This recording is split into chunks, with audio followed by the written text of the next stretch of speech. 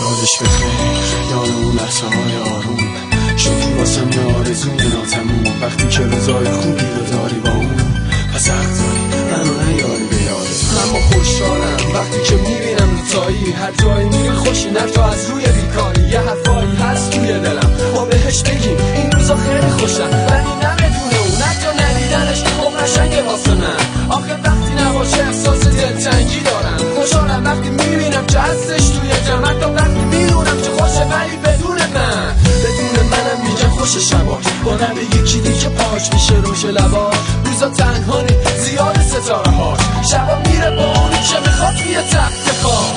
منم آروم کنارش میره یواش، در حال زدن پیانو براش. جای خالیشو پر نمیکنه نوتای خالی، من به یادشم حتی تو آجمی خیالی.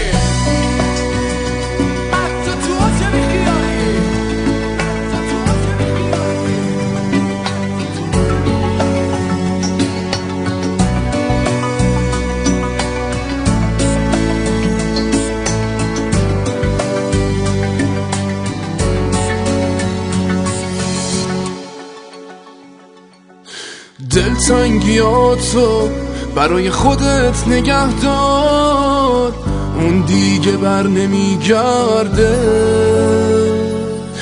یادت بیار که میگفت خدا نگه دار، اون دیگه بر نمیگرده.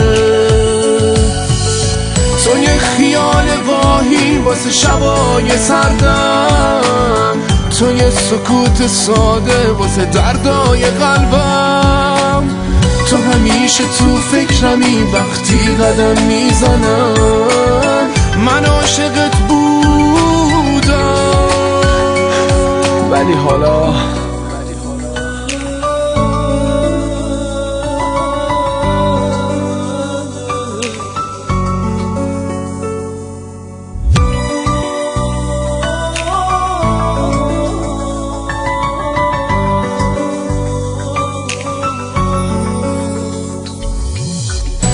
همه چیز خلاصه میشد توی بارون نگاهم، توی این چشمای خیس و منتظر مونده براهم. همه چیز خلاصه میشد به همین روزای تاریک، به همین دستای سرد و به همین دوری نزدیک. طرح چشماتو کشیدم رو مه غلیظ شیشه، تو رو بوسیدم تو رویا دوباره مثل همیشه.